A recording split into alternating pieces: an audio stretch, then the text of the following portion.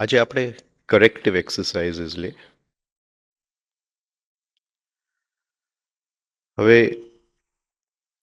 વિચારોનું બે રીતે આપણે જોઈ લઈએ. એક વિચારોની ક્વોલિટી અને વિચારોની ગતિ. ધ્યાન કરીએ છીએ, મેડિટેશન કરીએ છીએ, ત્યારે વિચારોની ક્વોલિટી નથી બદલાતી, વિચારોની ગતિ ધીમી થઈ જાય છે.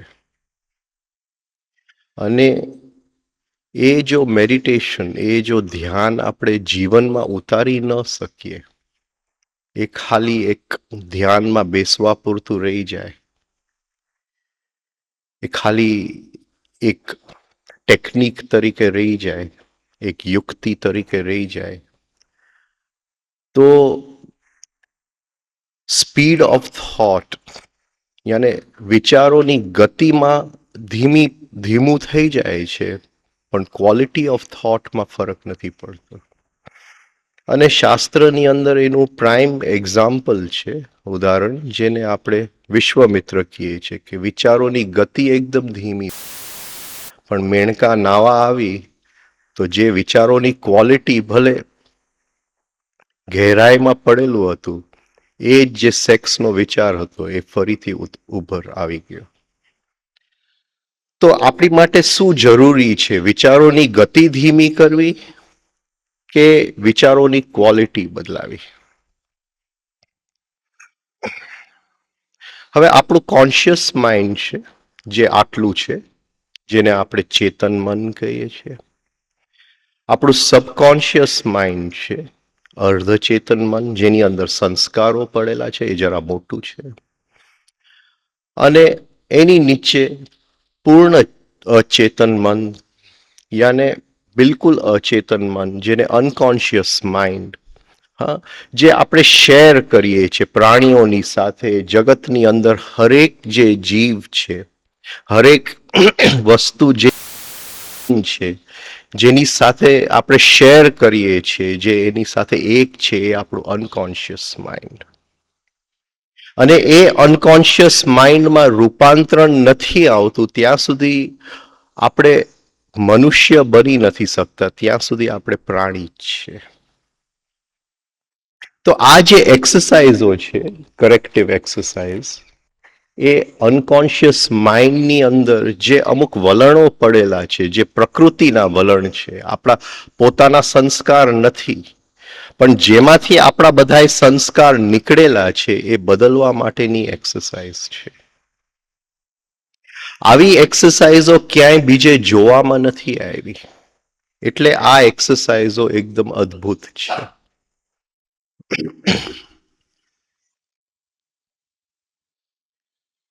જ્યારે આપણે રિધમિક બ્રીધિંગ કરીએ છીએ ત્યારે એનું મૂળ એક પ્રિન્સિપલ છે કે શ્વાસની ગતિ જે છે એ 12 થી નીચી ન થવી જોઈએ, સ્લોઅર દેન 12 ન થવું જોઈએ. શું કામ? કારણ કે જો વિચારોની ગતિ એકદમ ધીમી થઈ જશે તો વિચારોની ક્વોલિટી જે છે એની અંદર જે વિચારોની અંદર જે ડાઘ પડેલા છે, જે ક્લેશ પડેલા છે એ એકદમ અચેતન મન સુધી ચાલ્યા જશે અને આપણને ખ્યાલ નહીં આવે કે આપણી અંદર આ વસ્તુ પડેલી છે. હવે બીજું કે everything in life is supported by its opposite. આ એક લો છે, આ એક નિયમ છે કે જીવનની અંદર બધું જે છે એ એનાથી સપોર્ટેડ છે, એના વિરોધથી એને સહકાર મળે છે, એને એક આધાર મળે છે. જેવું કે એક માણસની અંદર ખૂબ પ્રેમ હોય તો ચેતન મનની અંદર બહુ પ્રેમ, આપણને એમ લાગે કે આ માણસની અંદર બહુ પ્રેમ છે, પણ અર્ધચેતન મન, અચેતન મનની અંદર કયું ઘૃણા પડેલું છે જેની લીધે આ પ્રેમ બહાર દેખાય છે. અને જ્યાં સુધી એ બેવ સાથે નથી દેખાતા ત્યાં સુધી કોન્શિયસનેસનું કિરણ આપણું અર્ધચેતન મનમાં નથી જાતું, અચેતન મનમાં નથી જાતું. એટલે હું કહું છું કે ધ્યાન અમુક લેવલ સુધી બરાબર છે, વધારે પડતા ધ્યાની નહીં બની જતા. એ ધ્યાનને જો જીવશો નહીં તો એ જ ધ્યાન આપણને મારી નાખશે. હવે પતંજલિ કહે છે યોગ ચિત્ત વૃત્તિ નિરોધ. Yoga is healing of the psychic nature and calming of the thinking instrument. તાવડિયાજી કહે છે કે વિચારોની ગતિ ધીમી કરવી, પણ એની સાથે અંદર જે ઘાવ પડેલા છે એ ઘાવની ઉપર રૂજ લઈ આવો, હીલિંગ લઈ આવો. અને એ ઘાવમાંથી આપણા બધાય નેગેટિવ ઇમોશન્સ, નકારાત્મક ભાવ નીકળે છે. અને એ ઘાવ રૂજાતા નથી ત્યાં સુધી નકારાત્મક ભાવ આપણી અંદર ચાલ્યા જ કરે છે. એ આપણને હિપ્નોટાઇઝ કરી જાય છે અને આપણને ખ્યાલે નથી રહેતું. આગળ કહે છે પતંજલિ કે વૃત્તિ 5 છે અને ક્લિષ્ટ અક્લિષ્ટ. આ ક્લિષ્ટ અને અક્લિષ્ટ પછી કરેક્ટિવ એક્સરસાઇઝીસ આપણને ખ્યાલમાં આવશે કે આ વૃત્તિ ક્લિષ્ટ છે કે અક્લિષ્ટ છે. હું જ્યારે ગુસ્સો કરું છું ત્યારે એ ગુસ્સો ફરી વખત મને મજબૂર કરે ગુસ્સા થવા માટે, ગુસ્સે થવા માટે, તો એ જે ગુસ્સો હું કરી રહ્યો છું એની અંદર પુનર્વૃત્તિનું, રેપિટિશનનું બીજ પડેલું છે. આ સમજાય છે હું શું કહેવા માંગુ છું? હું ઈર્ષા કરું છું પણ એ ઈર્ષા ફરીથી મને મજબૂર કરે ઈર્ષા થવા માટે, ઈર્ષાળુ થવા માટે, તો એ ઈર્ષા તે વખતે જે હું કરું છું એની અંદર ફરીથી એ વસ્તુ ઉત્પન્ન થાય મારી અંદર, એનું બીજ પડેલું છે. એ જે બીજ પડેલું છે એને પતંજલિ ક્લેશ. આ ક્ષણની અંદર હું ગુસ્સો કરી લઉં છું, આગલા ક્ષણ જેવું આવે છે એ ગુસ્સાનું જો થોડું લેશ અંદર રહી ગયું હોય, શેષ જો થોડું રહી ગયું હોય ને રહી જ જાય છે. ભલે આપણે ચોપડીમાં લખીએ કે કોઈ માણસ ટોટલ ગુસ્સો કરે છે, ટોટલ ગુસ્સો જેવું કંઈ છે જ નહીં, આ ક્ષણમાં જ કરે છે અને આવતા ક્ષણમાં કેરી ફોરવર્ડ નથી થતું. હા, પણ આ ક્ષણમાં ગુસ્સો આવ્યો અને થોડોક ભાગ રહી ગયો, કંઈક અંદર રહી ગયું કે કંઈક અપૂરતી રહી ગઈ જે આવતા ક્ષણ સુધી ચાલ્યું ગયું, તો તો એ ગુસ્સો ફરીથી અંદર મારી અંદર રિપીટ થવા માટેનું બીજ મેં રોપી દીધું છે ચિત્તની ભૂમિની અંદર, અને એ ફરીથી રિપીટ થશે. એને ક્લેશ કહે છે. આ જે આપણે જીવી રહ્યા છે હર ક્ષણ, એક એક જીવનના જે છે એની અંદર બીજ એવું છે કે એ ફરીથી મને હિપ્નોટાઇઝ કરે, ફરીથી એ જ વસ્તુ કરવા માટે મને મજબૂર કરે. તો એની એક ક્લેશયુક્ત જીવન છે.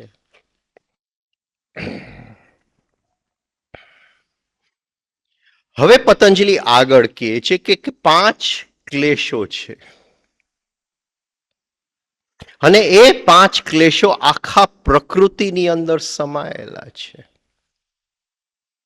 એમાં પહેલું કહે છે કે અવિદ્યા, અને કહે છે કે એ અવિદ્યા ભૂમિ છે, ક્ષેત્ર છે, ખેતર છે, જેની અંદર બાકીના 4 ક્લેશો રમી રહ્યા છે. અવિદ્યા, અસ્મિતા, રાગ, દ્વેષ અને અભિનિવેશ. બાકીના 4, અસ્મિતા, રાગ, દ્વેષ અને અભિનિવેશ, એ ક્યાં રમી રહ્યા છે? અવિદ્યાના ખેતરમાં રમી રહ્યા છે. આપણા બધાય જે સંસ્કાર જે છે, કોઈની અંદર સંસ્કારની લાઇબ્રેરી મોટી હોય, કોઈની અંદર સંસ્કારોની લાઇબ્રેરી નાની હોય.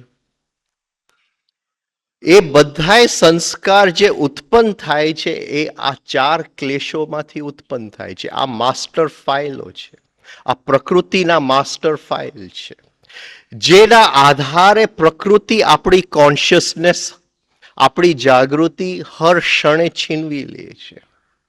એ ગયે વખતે આપણે જોઈ ગયા.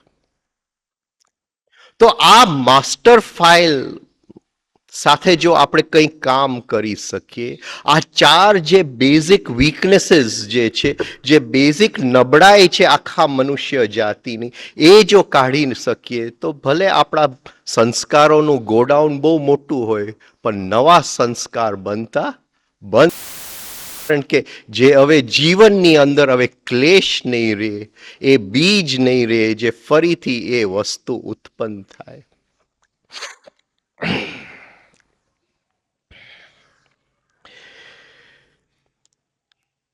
એક વાંદરાઓનું ટોળું છે,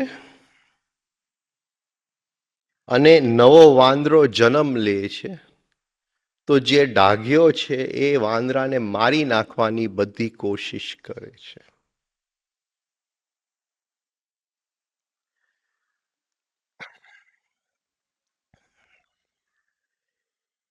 એ માએ એ વાંદરાને બચાવવું પડે, એ બચ્ચાને બચાવવું પડે, એ જે મોટો વાંદરો છે એનાથી. અને એ જો મોટો થાય તો એક દિવસ આ કુલની જે લીડરશિપ છે, જે કુલનું શું કહેવાય રાજાપણું છે, હા, એ આ વાંદરાની સાથે, અને એ નવો જન્મેલો વાંદરો જે મોટો થયો છે એ જો આને મારી નાખે તો એ આખા કુલનો લીડર થઈ જાય. એ શું છે પ્રકૃતિની અંદર કે નવો વાંદરો જન્મ લે છે એટલે જે ડાઘ્યો છે એને મારી નાખવાની કોશિશ કરે છે. અને એવું નથી કે એક વાંદરા માટે આ સાચું છે. જ્યાં કઈ વાંદરાઓ છે, એટલે વાંદરાઓની અંદર ઇન્ડિવિજ્યુઅલ માઇન્ડ નથી, યુનિવર્સલ માઇન્ડ છે. એ જ રીતે સિંહોની અંદર, એ જ રીતે પ્રકૃતિની અંદર આ વસ્તુ ફેલાયેલી છે. આને ઇગોઇઝમ કહેવાય, અહંકારપણું કહેવાય. એ અહંકારપણુંને વ્યક્ત થવા માટે મારે મનુષ્યમાંથી પ્રકૃતિમાં જવું પડે, એને કરવું પડે, મનુષ્યમાંથી પ્રાણી બનવું પડે. તો અંદર જે વ્યક્ત થાય છે એ અહંકારપણું વ્યક્ત થાય છે. આ જે મનુષ્યમાંથી હું પ્રાણી તરફ જાઉં છું એને પતંજલિએ અવિદ્યા કીધું. એ પહેલું કન્ડિશન છે, એ પહેલો નિયમ છે. જ્યાં સુધી હું પ્રાણી તરફ જાતો નથી એ અહંકારપણું વ્યક્ત નથી થઈ શકતું. એ ઇગોઇઝમ, ઈગો નહીં, અહંકાર નહીં, અહંકારપણું. કારણ કે હરેકની અંદર આ પડેલું જ છે. આ યુનિવર્સલ છે, આ વ્યક્તિગત વાત જ નથી. અહીંયા હરેકની અંદર આ પડેલું છે. એટલે જ્યારે પણ કોઈ ક્લેશને વ્યક્ત થવું હોય તો પહેલું કન્ડિશન છે કે મારે મનુષ્યમાંથી જનાવર બનવું પડે, તો એ ક્લેશ વ્યક્ત થઈ શકે અને એમાંથી સંસ્કાર બની શકે. એટલે આ જે કન્ડિશન છે અવિદ્યા, એબ્સન્સ ઓફ લાઇટ, એટલે મનુષ્યને જે આપવામાં આવ્યું છે જાગૃતિની શક્તિનો એ ઉપયોગ નથી કરતો, એ પ્રકાશનો ઉપયોગ નથી કરતો, એ ફરીથી પ્રકૃતિના અંધકારમાં ખેંચાઈ જાય છે. એટલે એને અવિદ્યા કીધું, જ્યાં પ્રકાશ નથી.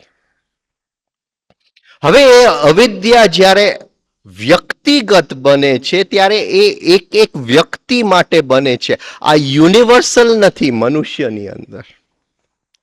એ નબળાઈ યુનિવર્સલ છે, એ નબળાઈ હરેકની અંદર છે, પણ એ નબળાઈનો કેટલો માત્ર હરેકની અંદર વ્યક્તિગત પડેલું છે. કોઈકને ખ્યાલ પણ આવી જાય કે જો આ અહંકારનો જન્મ થાય છે અને ત્યાંથી હટી જાય, એનો દ્રષ્ટા બની જાય, તો એની અંદર એ એટલું પડેલું નથી. એનો ભોગ બની જાય કે આ તો મારું છે, તો એ અહંકારે જન્મ લીધો, એ પ્રાણી બની ગયો. અવિદ્યાનું ક્ષેત્ર ફેલાઈ ગયું, અવિદ્યાનું ખેતર ફેલાઈ ગયું, એની અંદર ક્લેશનું બીજ રોપાઈ ગયું. તો પતંજલિ કહે છે કે પહેલું કન્ડિશન છે અવિદ્યાનું કન્ડિશન છે, અને એમાંથી જે જન્મે છે અસ્મિતા, એટલે અહંકારપણું જન્મે છે. અહંકારપણું, અસ્મિતા જે જન્મે છે એ કન્ફ્યુઝનમાંથી જન્મે છે. એક અંદર કન્ફ્યુઝન શું કહેશો? હા, ગૂંચવાડો, અંદર એક ગૂંચવાડો થાય છે, એમાંથી જન્મે છે. આ ગૂંચવાડો શું છે? જેને આપણે અહંકાર કહીએ છીએ, અસ્મિતા કહીએ છીએ. મારું ધ્યાન બહાર, હર ક્ષણે બહાર જાય, એનું નામ પ્રકૃતિ. પ્રાણીનું ધ્યાન બહાર જ જાય છે, એ અંદર નથી જઈ શકતું. એને એનું સ્ત્રી શોધવાનું છે, એનું ખાવાનું શોધવાનું છે. એક છોડ છે, એનું ધ્યાન બહાર જ જાય છે, ક્યાં તડકો મળશે, ક્યાં પાણી મળશે, ક્યાં ખાતર મળશે. પણ મનુષ્યનું ધ્યાન બહાર જાય છે, એ પ્રકૃતિ છે, અને જો અંદર જઈ શકે તો એ મનુષ્યતાની શરૂઆત છે. પણ પ્રકૃતિએ એવું ગોઠવી દીધું છે કે હરેક ક્ષણે આપણું ધ્યાન બહાર જ જાય. આ વલણ આપણી અંદર હજારો કરોડો વર્ષથી પડેલું જ છે. આપણે મનુષ્ય બન્યા એની પહેલા માઇન્ડની અંદર જે યુનિવર્સલ માઇન્ડ છે, ચેતના છે, એની અંદર આ વલણ પડેલું છે કે ધ્યાન હંમેશા બહાર જાય. જેવું ધ્યાન બહાર જાય છે, અંદર પ્રકાશનો અભાવ થઈ જાય છે, અને એ પ્રકાશ હું ભરવા જાઉં છું, બીજાના ધ્યાનથી ભરવા જાઉં છું, મારા ધ્યાનથી ભરવા નથી જતો. અને બીજાના ધ્યાનમાંથી જ્યારે હું અંદર પ્રકાશનો અભાવને ભરવા જાઉં છું, ત્યારે જે હુંનો જન્મ થાય છે એનું નામ અસ્મિતા. મને એમ લાગે છે કે એ હું છું, એ હું નથી. કારણ કે એ રિયલ હું તો ત્યારે આપણને ખ્યાલ આવે જ્યારે આપણું ધ્યાન અંદર જાય. પણ આપણું ધ્યાન તો બહાર ગયું, બહારની દુનિયામાં ચોંટી ગયું, અને બીજાનું ધ્યાન આપણે ખેંચવાની કોશિશ કરીએ છીએ. એમાંથી જે હું જાગે છે એ અસ્મિતા, એ અહંકાર, એ કન્ફ્યુઝન છે, એક ગૂંચવાડો છે. હું ગૂંચવાઈ ગયો છે, હું છું, કારણ કે મારું ધ્યાન તો મારી પાસે રહ્યું નહીં, અને બીજાનું ધ્યાન ખેંચવા ગયો. આ પકડાય છે એક એક પોઈન્ટ. જિંદગી આપણે આખી આપણે બીજાનું ધ્યાન ખેંચવા જાય છે.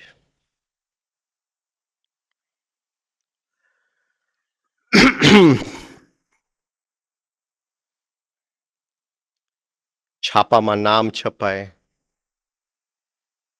અને આ ક્યાંથી શરૂ થાય છે? આ કઈ વસ્તુથી શરૂ થાય છે? તો એ આપણા નામથી શરૂ થાય છે. એ નામ શેની માટે આપણને આપ્યું છે? કે બીજા લોકો જે આપણને ધ્યાન આપવા માંગે એ કઈ રીતે આપણને ધ્યાન આપી શકે? સોસાયટીની અંદર એકબીજાનું ધ્યાન એકબીજા ઉપર, એકબીજાનું ધ્યાન આપણે ખેંચીએ છીએ. તો એ એક યુક્તિ આપવામાં આવ્યું કે આ નામ હોય તો એ નામથી તને બોલાવશે, એટલે એનું ધ્યાન આપણને ખ્યાલ આવે કે આપણી ઉપર પડ્યું, આપણું નામ જ્યારે એ બોલાય છે. અને જેવું નામ બોલાય છે અંદર એક હુંની સંવેદના થાય છે. પણ એ જે નામ બોલાયું અને હુંની સંવેદના થાય છે એ બીજાના ધ્યાન થકી થયું છે, આપણું ધ્યાન અંદર નથી ગયું. અને એ જે છે એ અહંકાર છે, અસ્મિતા છે. હવે એ જે અસ્મિતા છે એનું આખું જે અસ્તિત્વ છે એ બીજાના ધ્યાન ઉપર ટકેલું છે. અને એ આપણે સાચું લાગે છે, એ કન્ફ્યુઝન, એ ગૂંચવાડો આપણે સાચું લાગે છે. આખી જિંદગી એ જીવી જાય છે. આપણને એમ લાગે કે યોગ ઉપર પણ આર્ટિકલ મેં લખ્યું યોગ ઉપર, અને મને પણ લાગે કે યોગ ઉપર બહુ સારું આર્ટિકલ લખાયું છે. હવે એ આર્ટિકલ શેની માટે લખાયું છે? કે મારું ધ્યાન મારી અંદર જાય, બીજાનું ધ્યાન હું ખેંચું નહીં, પણ એ આર્ટિકલ હું છાપામાં છપાવું તો એમાંથી શું થાય? બીજાનું ધ્યાન ખેંચાય. તો જેની માટે મેં લખેલું હતું, હા, એનાથી ઉલટું થઈ ગયું. જિંદગી આખી આપણે બીજાનું ધ્યાન ખેંચવાનું કોશિશ કરીએ છીએ, અટેન્શન ખેંચવાની કોશિશ કરીએ છીએ, તો અસ્મિતામાંથી રાગનો જન્મ થાય છે. રાગ એટલે બીજાનું ધ્યાન ખેંચવું, અંદરનું ખાલી પણ જો બીજાના ધ્યાનથી ન ભરાય તો નવી ગાડી લઈને ભરું, નવી કોઈક ધ્યાન ફેંકે મારી પર, નવું ઘર લઈને ભરું, કદાચ પત્ની સાથે ડાયવોર્સ કરીને ક્યાંક બીજે લગ્ન કરીને ભરું, જો ભરાતું હોય તો.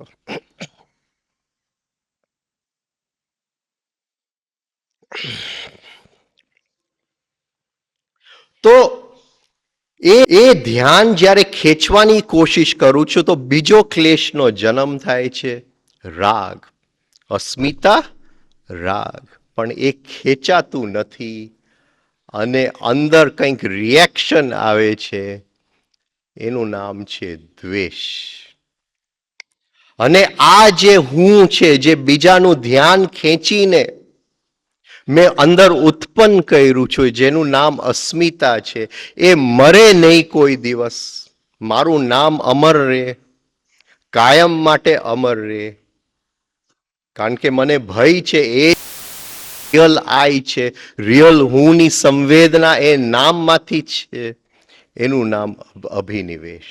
આ ચાર ક્લેશો છે અને આ ચાર ક્લેશો એ અવિદ્યાની ભૂમિમાં રમી રહ્યા છે.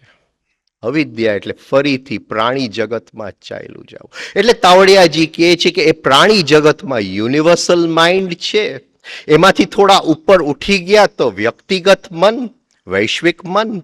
વ્યક્તિગત મન એટલે મનુષ્યનું મન એ વ્યક્તિગત છે, અને મનુષ્યના મનમાંથી ઉપર ઉઠી ગયા તો દિવ્ય મન, યુનિવર્સલ ડિવાઇન માઇન્ડ. આ ત્રણ મનની તાવડિયાજી વાત કરે છે. તો એ પ્રાણીનું જે મન જે છે કે એક તડકો ઉગ્યો અને એક સૂર્યમુખીનો ફૂલ જો તડકા તરફ નજર કરે એટલે બધાએ કરવું જ પડે. એ જે પ્રાણીનું મન છે, એ જે છે, એમાંથી મુક્ત થવું, એનું નામ કરેક્ટિવ એક્સરસાઇઝીસ છે. અને આ એકદમ ઓટોમેટિક છે, અતિશય ઓટોમેટિક છે. હું કોઈકનું ઘર જોવા જાઉં છું તો અંદર તો પડેલું જ છે, એ રાગ છે જ કે આનાથી સારું હું ઘર બનાવીશ. કોઈકની ગાડી જોઉં છું તો અંદર તો એ પડેલું જ છે, આ ઓટોમેટિક, એટલે એને વૈશ્વિક મન કીધું. તરત જ અવિદ્યાનું ક્ષેત્ર આવી જાય છે, આપણે પ્રાણી બની જાય છે અને રાગ દ્વેષ નું રમત ચાલુ થઈ જાય છે. મેડિટેશન આપણે એની માટે કરીએ છીએ કે આપણું ધ્યાન અંદર જાય, બીજાનું નહીં. અને આપણું ધ્યાન જ્યારે અંદર જાય છે ત્યારે રિયલ આયનો જન્મ થાય છે, અસ્મિતાનો નહીં, અહંકારનો નહીં. અને રિયલ થાય છે ત્યારે આ ખેલનો એ દ્રષ્ટા બની શકે છે, જો જાગી ગયો તો. આ જે અવિદ્યાના ક્ષેત્રની અંદર ચાર ક્લેશની જે રમત છે, હવે આપણે ગણીએ કે જો જાગૃતિ આવી પણ ગઈ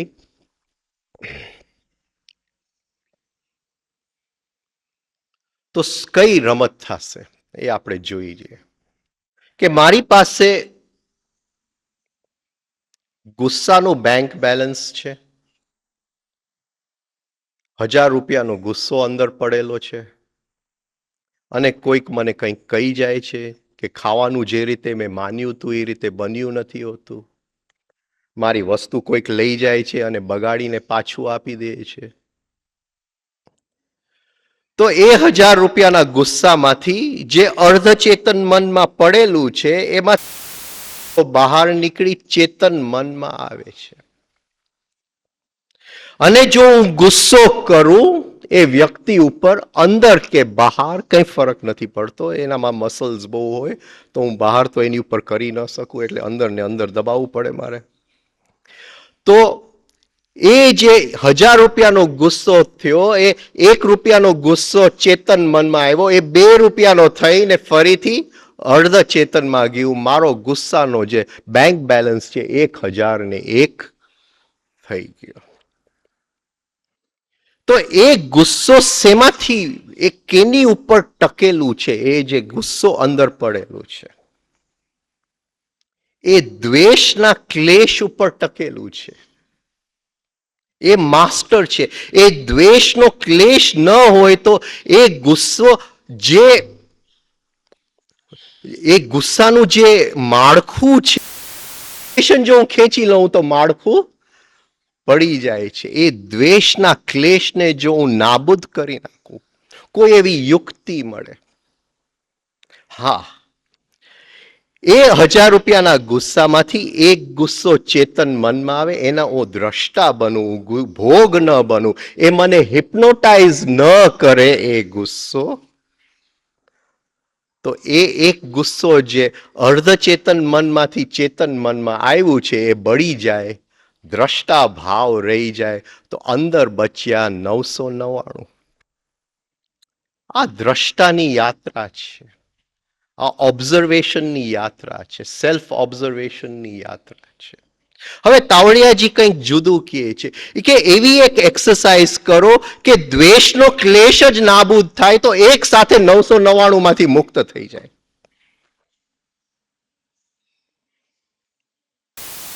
એટલે આ કરેક્ટિવ એક્સરસાઇઝીસ એને આપવામાં આવ્યા.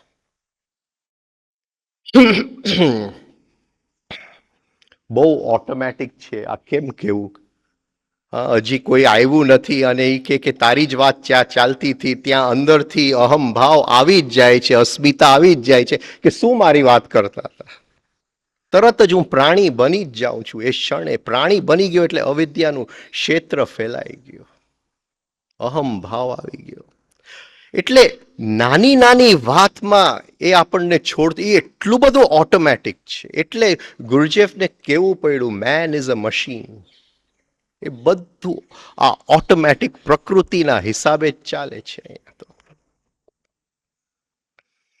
કંઈક મેં સારું કામ કર્યું હોય તો તરત જ અહમભાવ ફૂલાઈ જાય છે. 10 જણાને કહેવા જાઉં કે ભાઈ મેં ઉપવાસ રાખ્યો હતો, હા 10 દિવસનો ઉપવાસ રાખ્યો હતો, મેં આટલા ધ્યાન કર્યું, સાધના રોકડું કરવા ગયા એટલે અહમભાવ આવી ગયો, મેં આ કર્યું, મારું નામ છાપામાં છપાયું, આટલા લોકો ઓળખે છે મને.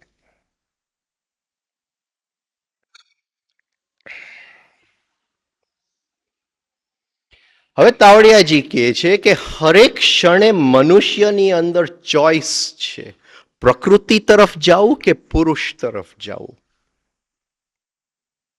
અને એ કયો ચોઇસનો ઉપયોગ કરે છે.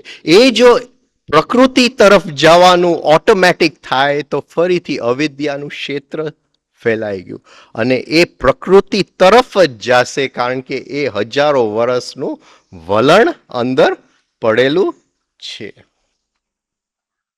હવે આ જે ચાર ક્લેશ છે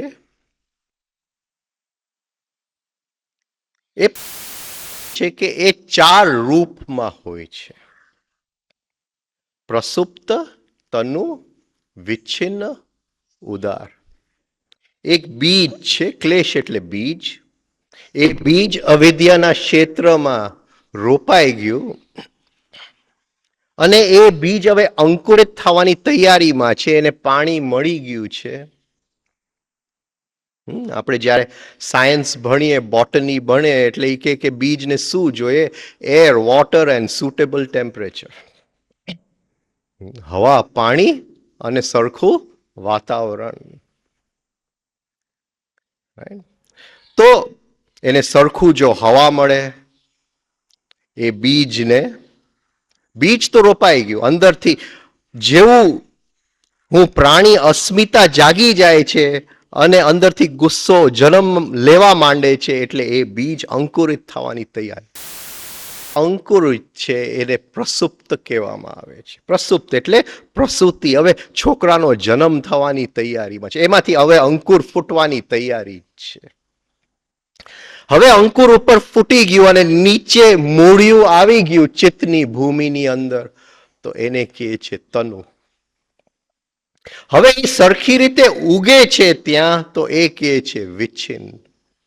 પણ હવે ઝાડ બની ગયું અને ઝાડમાં ફળ લાગી ગયા અને એક એક ફળની અંદર હજારો બીજ પડેલા છે અને એ બીજ ફરીથી ચિત્તની ભૂમિમાં પડવાના છે અને ફરીથી આ પ્રોસેસ રિપીટ થવાની છે. એક ગણું નહીં, 1000 ગણું ઇન્ટેન્સિટીથી રિપીટ થવાની છે, એની પુનર્વૃત્તિ થવાની છે. તો એ ઉદાર. તો એક એક જે ચાર ક્લેશો છે, અવિદ્યાની ભૂમિની અંદર, અવિદ્યાના ક્ષેત્રની અંદર આ ચાર રૂપમાં રમી રહ્યા છે.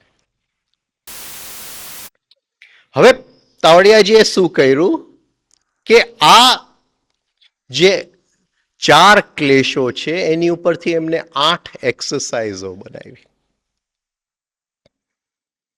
એટલે એને પ્રસુપ્ત અને તનુ એક બાજુએ લીધા, વિચ્છિન્ન અને ઉદાર એક બાજુએ લીધા. જે હજી ફૂટવાની તૈયારીમાં છે, જે સેજ ફૂટી રહ્યું છે, ફૂટી ગયું છે, ખાલી એના 2 અંકુર બહાર નીકળી આવ્યા છે, એ અને પ્રસુપ્ત બેઉને એક બાજુએ લઈ લીધા. અને વિચ્છિન્ન એટલે જે સરખી રીતે ઉગે છે અને ઉદાર જેની અંદર ફળ લાગી ગયા છે, એને બીજી બાજુએ લઈ લીધા. આ જે વિચ્છિન્ન અને ઉદાર છે એને એને એક્ટિવ કીધું અને પ્રસુપ્ત અને તનુ છે એને પેસિવ કીધું. એક્ટિવ, પેસિવ, ક્રિયાશીલ, અક્રિયાશીલ. એક્ટિવ અને પેસિવ. આ સમજાય છે બે શબ્દ બધાને? રાઈટ. હવે એક એક ક્લેશનો એક્ટિવ પાર્ટ, પેસિવ પાર્ટ.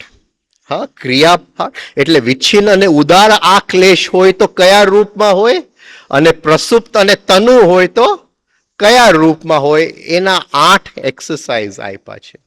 આપણે એ જોવાનું છે કે આપણને આ 8 એક્સરસાઇઝમાંથી કયું લાગુ પડે છે અને એ 8 માંથી એ એક્સરસાઇઝ આપણે કરવાનું છે. મારા કેસની અંદર એને 6 અઠવાડિયા બધાએ એક્સરસાઇઝ કરાવ્યા હતા મારી પાસે.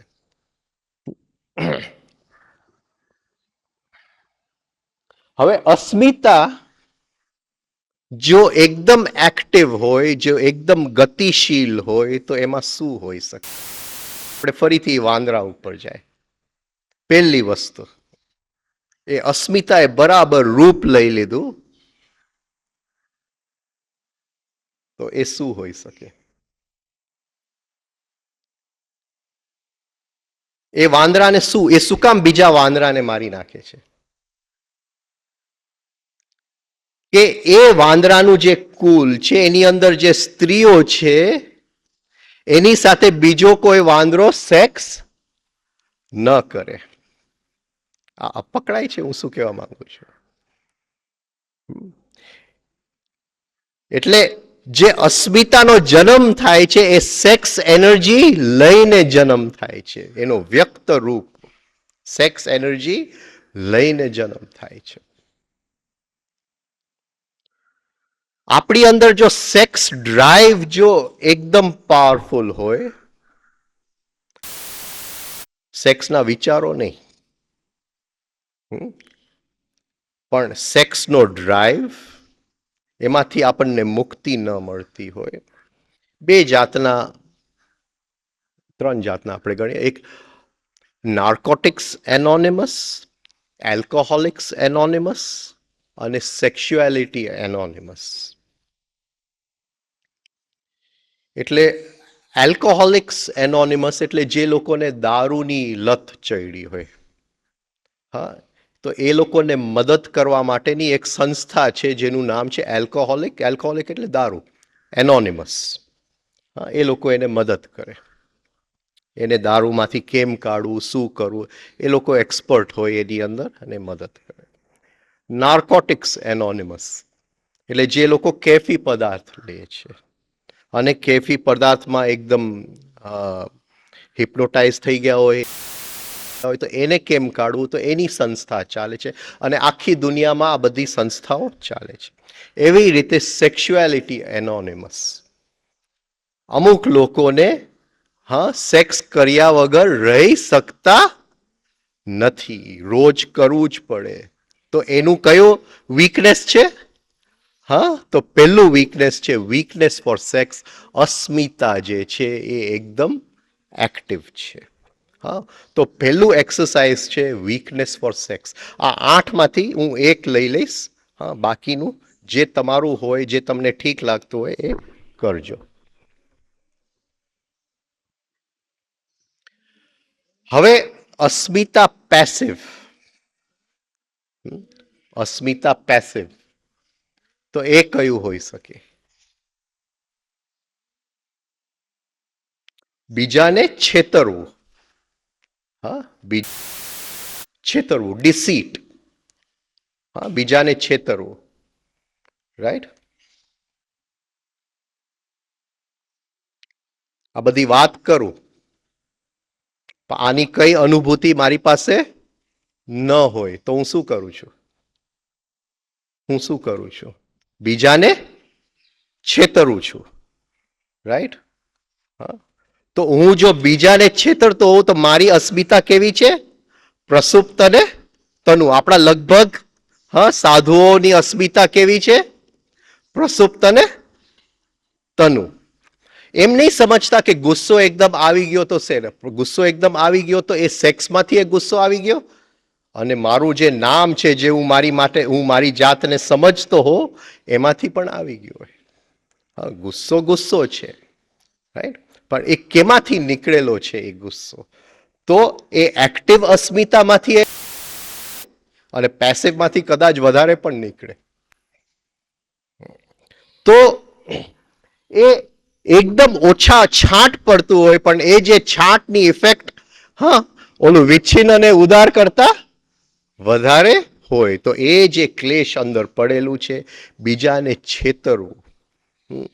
આપણે જ્યારે આત્માની વાત કરીએ છીએ, પરમાત્માની વાત કરીએ છીએ, આ બધી ત્યારે લગભગ બીજાને છેતરતા હોય છે. તો એ જે છે એ બીજો છે. એટલે આ બે અસ્મિતા છે. અસ્મિતા એક્ટિવ, અસ્મિતા પેસિવ. હવે રાગ એક્ટિવ, રાગ પેસિવ. રાગ એક્ટિવ એટલે ગુસ્સો. મારી અંદર ગુસ્સો ખૂબ પડેલો છે. નાની નાની વાતમાં ધડ દઈને બહાર આવી જાય છે. કઈ દુર્વાસા. એ દુર્વાસાનો ગુસ્સો નો ગુસ્સો હતો. જ્યારે ગુરુએ છેલ્લે શિષ્ય ભાવનો શિષ્યનો છેલ્લો અહંકાર તોડવાની કોશિશ કરે છે ત્યારે ગુરુ પોતે દુર્વાસાનો રૂપ લઈ લે છે. એટલે આ એ જે દુર્વાસા છે એ એનલાઇટન રૂપ છે. એ ગુસ્સો જુદો છે, કારણ કે હવે એને ખબર છે કે શિષ્યમાં હવે થોડુંક જ બાકી છે અને એ તોડવું જ પડશે ગમે તે રીતે. હા, અત્યારે નહીં તોડું તો એ બીજું કોઈ રૂપ લઈ લેશે તો ફરીથી પાછું આખી યાત્રા નવેસરથી કરવી પડે. એટલે એ દુર્વાસાનો રૂપ લઈ લે છે. કુંતી ભોજના રાજ્યમાં એક દિવસ રાજધાનીમાં ત્યાં જે એનું દરબાર હતું એમાં એક દિવસ દુર્વાસા આવ્યા અને કીધું કે 1 વર્ષ હું અહીંયા રહીશ. તો કોણ સાચવે આ માણસને? કારણ કે જો એને સરખું સેજ કંઈ ન ઉતર્યું તો એ શ્રાપ આપી દેશે અને એ શ્રાપના ભોગ રાજ્યના બધા લોકો પણ બની શકે, એના રાજા પણ બની શકે, કોઈ પણ એ શ્રાપનો ભોગ બની શકે. તો કોણ સાચવે? પછી એને ખ્યાલ આવ્યું કે મારી દીકરી સાચવશે, કુંતી. કુંતીમાં ઘણી બધી સિદ્ધિઓ હતી, હજી અહંકાર પડેલું હતું અને એ દુર્વાસા જે આવ્યા હતા એ કુંતી માટે તો આવ્યા હતા કે એ જે સેજ છાંટ અહંકારનું પડેલું છે. અને 1 વર્ષ રહ્યા અને 1 વર્ષ કુંતીએ એની સેવા કરી. અડધી રાતે કે આ ખાવાનું બનાવી આવો તાજું. એટલે રાતે 2 વાગે અને 3 વાગે આખું 56 ભોગનું ખાવાનું બનાવે. એવું બનાવે એટલે સેજ ચાખીને કે આ તો બધો બહુ જ બેકાર છે ને બધું ફેંકી દે.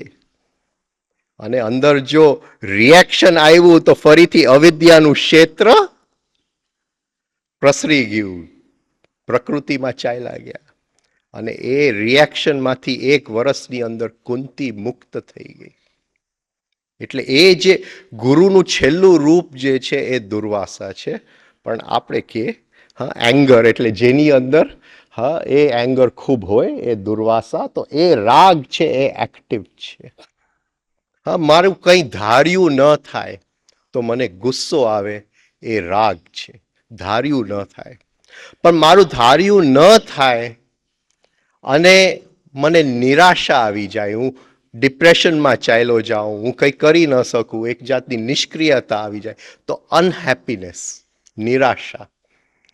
તો એ છે રાગ એક્ટિવ, પેસિવ, નિષ્ક્રિયતા. પછી નિષ્ક્રિયતા નહીં, અનહેપીનેસ. અનહેપીનેસ એટલે નિરાશા, નિષ્ક્રિયતા નહીં.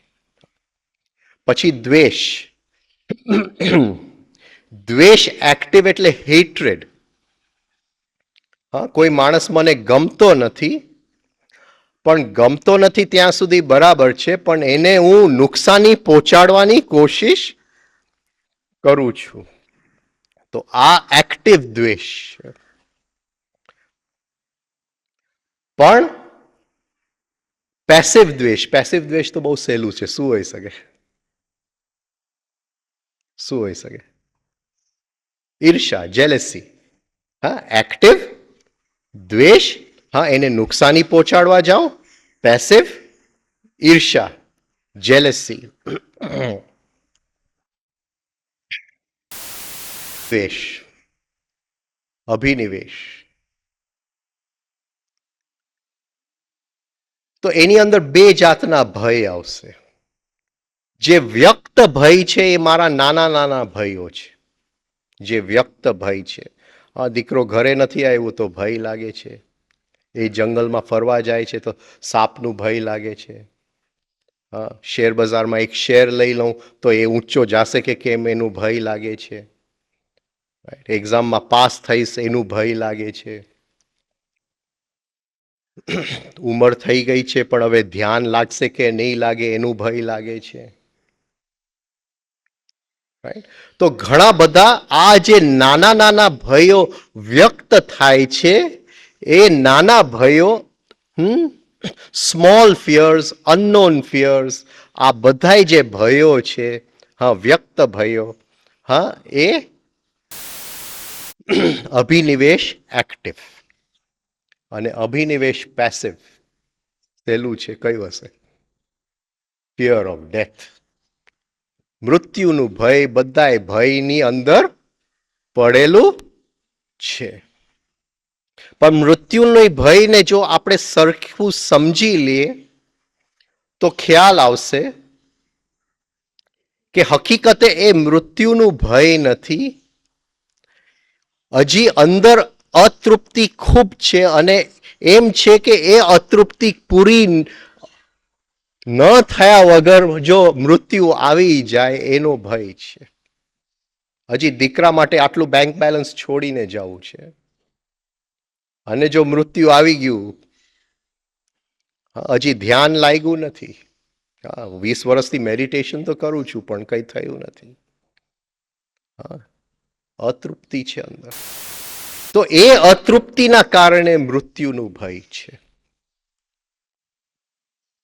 હવે આ 8ની સામે એને 8 એક્સરસાઇઝ આપેલી છે અને આ ખૂબ જ ઘેરી અને ખૂબ જ ઇમ્પોર્ટન્ટ એક્સરસાઇઝીસ છે. કદાચ આવી એક્સરસાઇઝ તમને બીજે ક્યાંય નહીં મળે.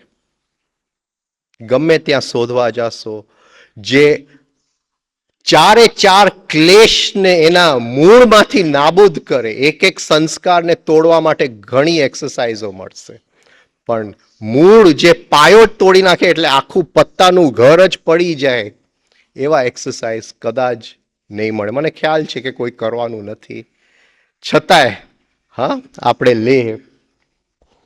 હવે આ જે એક્સરસાઇઝો છે એ 3 સ્ટેપ રિધમિક બ્રીધિંગની ટેકનિક ઉપર રચાયેલા છે અને એની સાથે વોઇસની ટેકનિક છે.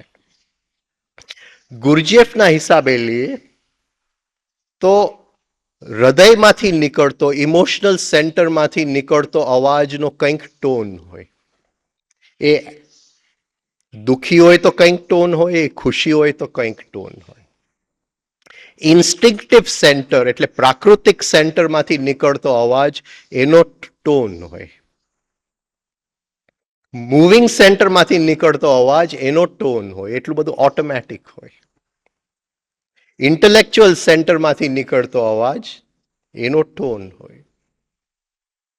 એવી રીતે આપણે ત્યાં યોગની અંદર આ બધાય જે ધ્વનિઓ છે એ ચક્રની અંદર સમાવવામાં આવ્યા છે. એટલે મૂલાધારમાંથી નીકળતો અવાજ એનો એક ટોન હોય. મૂલાધારમાં લોભ પડેલું છે, યુક્ત અવાજ હોય ત્યારે એનું એક ટોન હોય. તો એ મૂલાધારમાંથી મારે લોભ જો કાઢી નાખવું હોય તો એ જ ટોનનો મારે ઉપયોગ કરવો પડે. આ સમજાય છે? આને વોઇસ મોડ્યુલેશન કેવું કહે.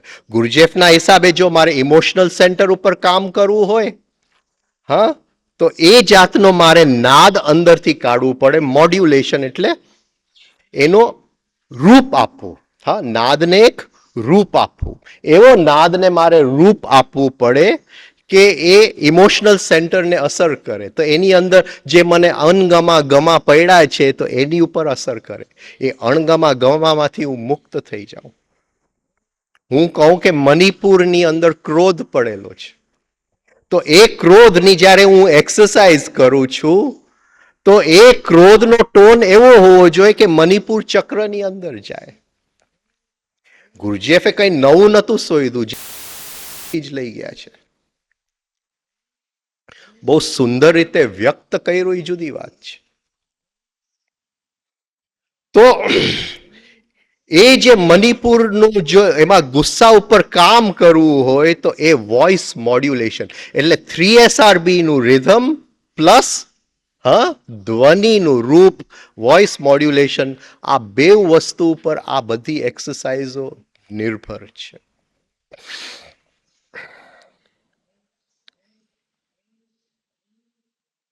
આ ઓટો સજેશન નથી કે હું બહુ સારો માણસ છું, હું બહુ સારો માણસ છું, હું બહુ સારો માણસ છું અને જઈને કોઈના ખિસ્સામાંથી 100 રૂપિયા લઈ લઉં.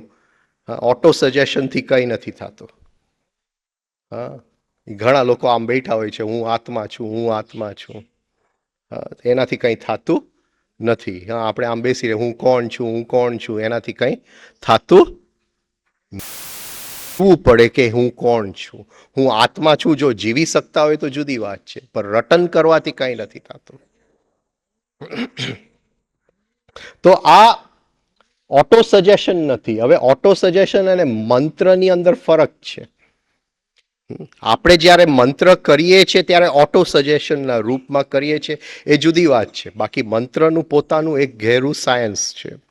પણ એ ફરીથી હું કહું, એ નાદની અને નાદને કઈ રૂપ આપવું એનું સાયન્સ છે, એ વોઇસ મોડ્યુલેશન. એટલે આપણા આ જે બધા જે ક્લેશો પડ્યા છે એ અનકોન્શિયસ માઇન્ડમાં પડેલા છે, અચેતન મનમાં પડેલા છે. એમાંથી જે સંસ્કાર બનેલા છે એ અર્ધચેતન મનમાં પડેલા છે. જ્યારે આપણે સેલ્ફ ઓબ્ઝર્વેશન કરીએ છીએ ત્યારે અર્ધચેતન મનમાંથી એને આપણે ઓબ્ઝર્વ કરીએ છીએ. પણ જ્યારે આપણે વોઇસ મોડ્યુલેશન મંત્રનો ઉપયોગ કરીએ છીએ તો અર્ધચેતન મનને બાયપાસ કરી અચેતન મનમાં જે એક ક્લેશ પડેલું છે એ ક્લેશને આપણે નાબૂદ કરીએ છીએ, જેની ઉપર અર્ધચેતન મનની અંદર બધાય સંસ્કાર નિર્ભર છે. એટલે આ બહુ પાવરફુલ ટેકનિક્સ છે. હવે આપણો સમય પૂરો થાય એની પહેલા એક લઈ લઉં એક્સરસાઇઝ, ફિયર ઓફ ડેથ. તાવડિયાજીએ અમને પહેલા 3 મહિના એક એક્સરસાઇઝ આપેલી આ કરતા પહેલા, કે 3 મહિના માટે તમે એક નોટબુક રાખજો અને 9 વખત તમે ટાઈમર મૂકજો તમારા ઘડિયાળમાં કે એ પીટ પીટ બોલે ટાઈમર. એટલે જેવું એ ટાઈમર બોલે એટલે તરત જ અંદર સ્ટેચ્યુ થઈ જવાનું. ગઈ વખતે આપણે સ્ટેચ્યુની વાત થઈ. કયા વિચારમાં છું અને એ વિચાર લખી લેવાનો. હવે આ પ્રયોગ 3 મહિના કર્યા પછી કયો વિચાર સૌથી વધારે આપણને અંદર રહે છે એ વિચારનો આપણે કરેક્ટિવ એક્સરસાઇઝ લઈ લેવાનો. હવે એ ન કરી શકીએ તો 6 અઠવાડિયા બધા એક્સરસાઇઝ કરજો અને જેનું રિઝલ્ટ સૌથી વધારે સારું લાગ્યું એ એક્સરસાઇઝ 1 વર્ષ ચાલુ રાખજો. કારણ કે બધાયના પાયાની અંદર મૃત્યુનો ભય છે, એટલે મૃત્યુનું ભયની એક્સરસાઇઝ લઉં છું. આપણા જીવનમાં જે સૌથી કિંમતી શક્તિ જે આપણને દર્શન એનો નોર્મલી એક જ વખત થાય છે, મૃત્યુ વખત. એ વખતે દર્શન નથી થતું, હિપ્નોટાઇઝ થઈ જાય છે, એટલે મૃત્યુ એ થઈ જાય છે અને એ શક્તિ શું હતી એ ખબર નથી પડતી. તો એ મૃત્યુ વખતે એ શક્તિ જે છે એનું દર્શન નથી થતું, પણ આ એક્સરસાઇઝ જો કરેલું હોય તો ચોક્કસ મૃત્યુ વખતે એ શક્તિના દ્રષ્ટા આપણે બની શકશું. હવે કરેક્ટિવ છે આશા છે, એનું કરેક્શન છે આશા છે કે શરીરનું મૃત્યુ સાથે બધું પૂરું નથી થતું. કંઈક રહસ્ય છે મૃત્યુ પાર, મૃત્યુ પછી કંઈક રહસ્ય છે અને એ રહસ્ય જો હું જાણી શકું તો મૃત્યુના ભયમાંથી હું મુક્ત થઈ શકું. અને એ રહસ્ય જાણવા માટેની જે ટિકિટ છે એ જાગૃતિ છે. મફતમાં એ રહસ્ય નથી મળતું. એ જાગૃતિ હોય તો મૃત્યુ થઈ જાય છે અને એ જાગૃતિ આપણને કન્ટિન્યુઇટીમાં એ રહસ્યમાં લઈ જાય છે. પણ મૃત્યુ થઈ જાય અને જાગૃતિ નહીં હોય તો રહસ્ય જે છે એ અજાણ્યું રહી જશે. તો એનું કરેક્શન છે હોપ, કે કંઈક છે અને એ મારે જાણવું છે.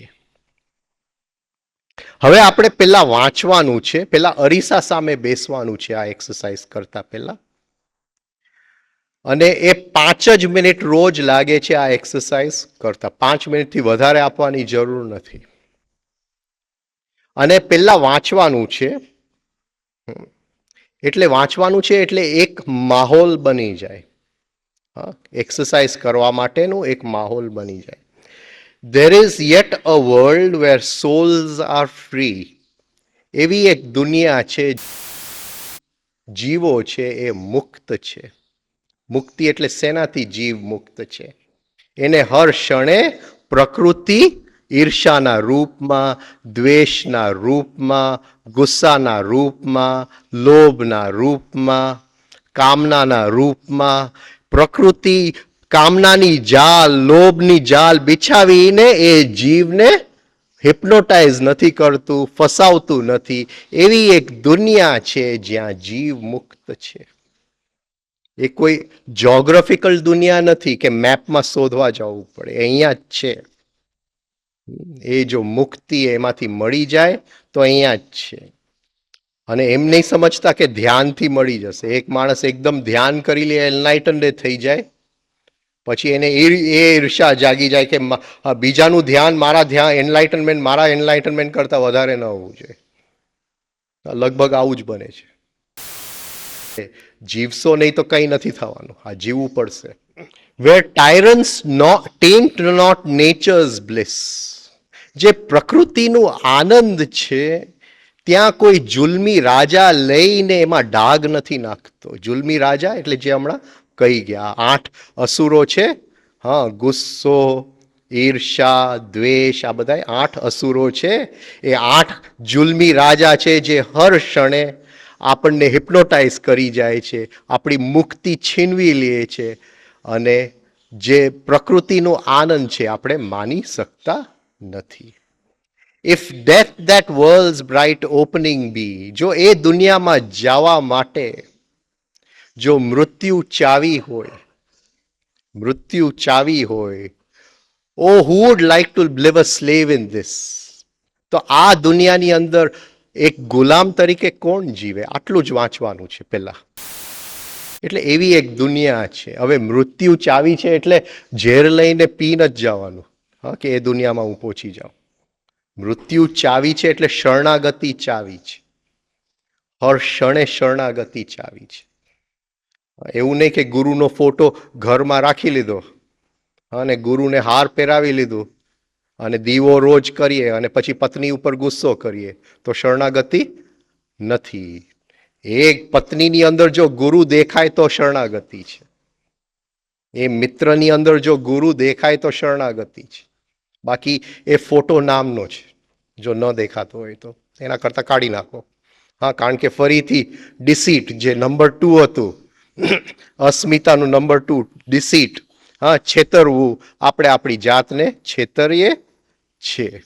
હા, શરણાગતિના નામે શરણાગતિ જીવી નથી શકતા અને લગભગ કોઈ જીવતું નથી.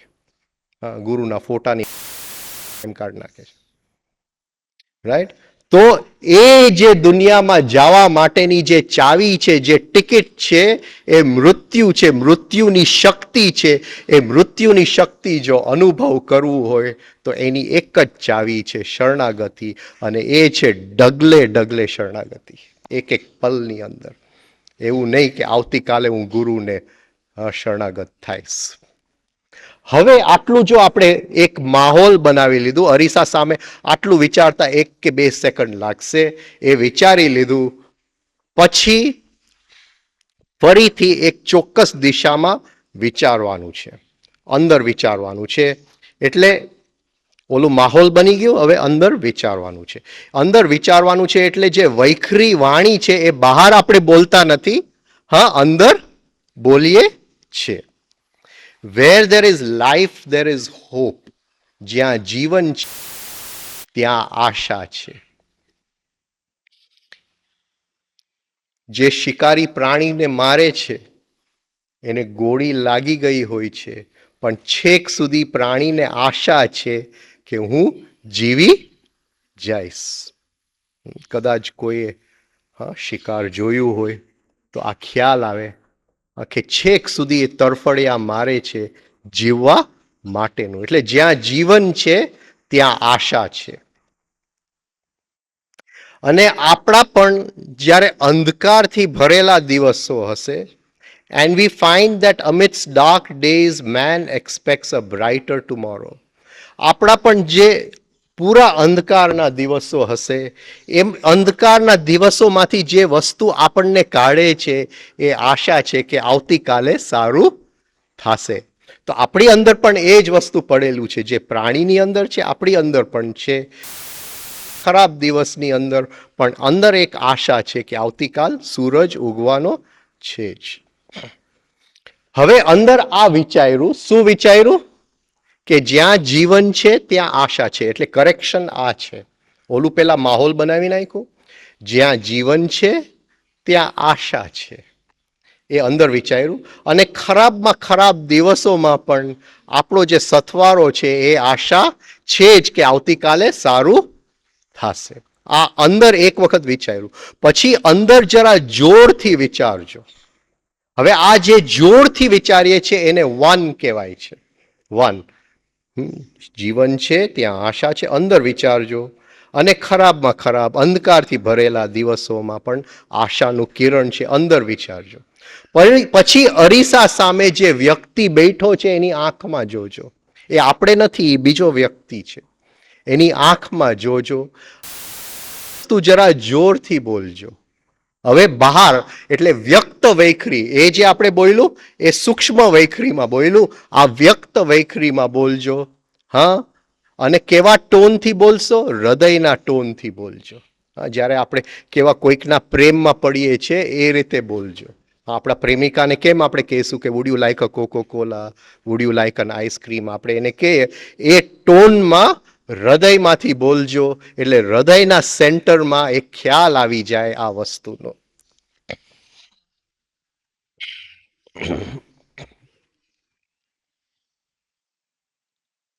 ફરીથી એ વસ્તુ જરા જોરથી બોલજો. એટલે વન વ્યક્ત કર્યું, ટુ